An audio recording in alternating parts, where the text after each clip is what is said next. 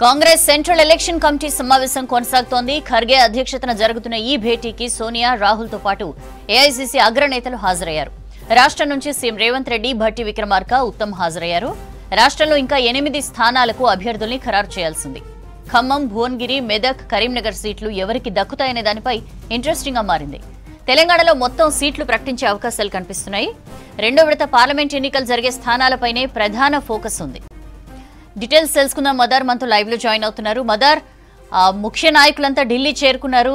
So ఈ meeting ఎన్నింటికి start అవుతుంది అండ్ 8 సీట్లు మిగిలిన్నాయి మన రాష్ట్రానికి సంబంధించి. ఇవాళ ఒక ప్రకటన ఎక్స్పెక్ట్ చేయొచ్చా?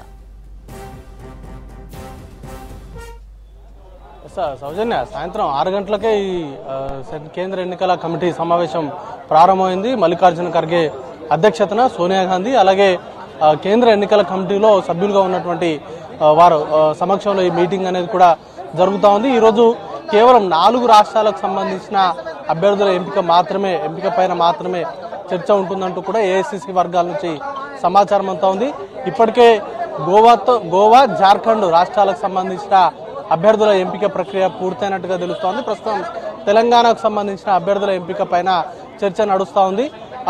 తెలంగాణతో పాటు తెలంగాణ ముగిసిన తర్వాత యూపీకి సంబంధించిన అభ్యర్థులపైన కూడా కసరత్తు అనేది ఉంటుంది. మొత్తంగా ఈరోజు 20 నుంచి 25 మంది అభ్యర్థులకు సంబంధించిన ఎంపిక పైన కాంగ్రెస్ అగ్రనాయకత్వం చర్చలు అనేది కూడా జరుపుతూ ఉంది. ఆయా రాష్ట్రాలకు సంబంధించిన పిసిసి నాయకులు, అలాగే కీలక నేతలు ఈ సమావేశంలో పాల్గొన్నారు. తెలంగాణ రాష్ట్రం నుంచి సీఎం రేవంత్ రెడ్డి, అలాగే డిప్యూటీ సీఎం భట్టి విక్రమార్క హాజరయ్యారు. మంత్రి ఉత్తమ్ కుమార్ రెడ్డి కేంద్ర ఎన్నికల కమిటీ, కాంగ్రెస్ పార్టీకి సంబంధించిన కేంద్ర ఎన్నికల కమిటీలో ఆయన సభ్యులుగా ఉన్నారు కాబట్టి ఆయన కూడా ఈ సమావేశంలో పాల్గొన్నారు. తెలంగాణ రాష్ట్రానికి సంబంధించి 8 సీట్లు పెండింగ్ లో ఉన్నాయి. దాంట్లో ఒక 5 నుంచి 6 స్థానాలకు అభ్యర్థులను ఖరారు చేసేటువంటి అవకాశాలు ఉన్నట్టుగా తెలుస్తూ ఉంది. ఒక 2 స్థానాలు మాత్రం పెండింగ్ లో ఉంచేటువంటి అవకాశం ఉంది. దాంట్లో ఖమ్మము, భువనగిరి 2 స్థానాలు కూడా కొంత పెండింగ్ లో ఉంచేటువంటి అవకాశం ఉన్నట్టుగా తెలుస్తోంది. ఇక మిగతా స్థానాలకు సంబంధించి 5 నుంచి 6 స్థానాలకు అభ్యర్థులను ప్రకటించేటువంటి అవకాశం ఉంది. దాంట్లో హైదరాబాద్ నుంచి మస్కట్ అలీ పేరు ప్రముఖంగా వినబడుతుంది. ఆయనకి వారికి సీట్ ఇచ్చేటువంటి అవకాశం ఉన్నట్టుగా తెలుస్తుంది.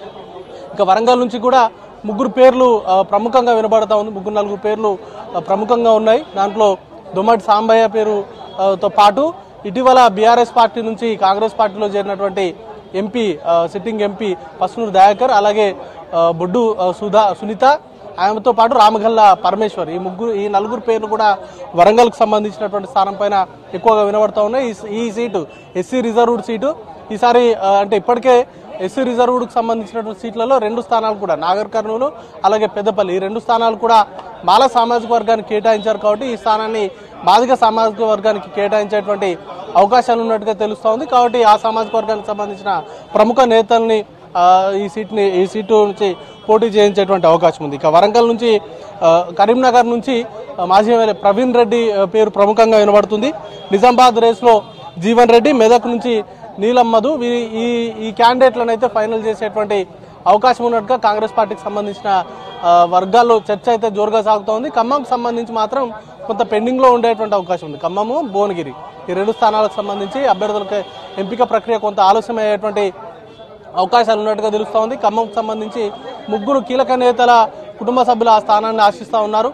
ఇటు డిప్యూటీ సీఎం మల్లు భట్టి విక్రమార్క సతీమణి నందిని అక్కడి నుంచి పోటీ చేయాలని భావిస్తూ ఉన్నారు. ఆమెతో పాటు పొంగులేటి శ్రీనివాసరెడ్డి సోదరుడు పొంగులేటి ప్రసాద్ రెడ్డి కూడా ఆ సీట్ని ఎక్స్పెక్ట్ చేస్తూ ఉన్నారు. ఆయనతో పాటు తుమ్మల నాగేశ్వరరావు కుమారుడు కూడా ఆ సీట్ నుంచి పోటీ చేయాలని భావిస్తూ ఉన్నారు. కాబట్టి ఈ 3 బలమైనటువంటి నేతలకు సంబంధించిన కుటుంబ సభ్యులకు సంబంధించిన అభ్యర్థులు కావాలని కోరుతున్న నేపథ్యంలో కొంత దాన్ని సయోధ్య కుదిర్చిన తర్వాత ఆ సీట్ను అనౌన్స్ చేసేటువంటి అవకాశం ఉంది. ఇక భువనగిరి విషయానికి వస్తే అక్కడి నుంచి కూడా 2-3 పేర్లు చాలా బలంగా వినబడతా ఉన్నాయి. ఇటు రాష్ట్ర ఉపాధ్యక్షుడిగా, టీపీసీసీ ఉపాధ్యక్షుడుగా ఉన్నటువంటి కిరణ్ కుమార్ ఆ సీట్ని ఎక్స్పెక్ట్ చేస్తూ ఉన్నారు. ఆయనతో పాటు వెంకటేష్ నేత కావచ్చు, మరి రాజగోపాల్ రెడ్డి భార్య కూడా ఈ సీట్ను అడుగుతూ ఉన్నట్టు తెలుస్తూ ఉంది. కాబట్టి వీటికి సంబంధించి చర్చలు అయితే నడుస్తూ ఉన్నాయి. వీటి తర్వాత నెక్స్ట్ టైం జరిగేటువంటి సిఈసిలో ఈ 2 స్థానాలకు అభ్యర్థులకు సంబంధించి కసరత్తు ఉండేటువంటి అవకాశం ఉంది.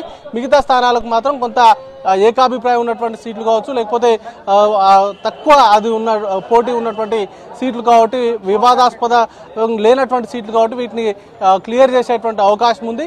మిగతా సీట్లకు సంబంధించి త్వరలోనే నెక్స్ట్ సిఈసిలో సమావేశంలో వాటిపైన చర్చ జరిగేటువంటి అవకాశం ఉంది. ఇక మీటింగ్ కూడా కేవలం 4 రాష్ట్రాలకు సంబంధించే కాబట్టి మీటింగ్ ముగిసిన తర్వాత ఏ క్షణాన్నైనా నెక్స్ట్ జాబితాకు సంబంధించి ఇప్పటి వరకు 7 విడతలుగా అభ్యర్థులను అనౌన్స్ చేశారు. తెలంగాణకు సంబంధించి 2 లిస్టులు ఫైనల్ అయితే 3వ లిస్ట్ ఇప్పుడు రాబోతుంది. ఇక ఓవరాల్ గా చూసుకుంటే 8వ లిస్ట్ ఇది. ఇప్పటి వరకు 189 మందికి పైగా అభ్యర్థులను ఖరారు చేశారు. మిగతా అభ్యర్థులకు సంబంధించి కసరత్తు అయితే కొద్దిసేపట్లోనే ముగియబోతుంది. సౌజన్య. రైట్ మదార్, థ్యాంక్ యూ.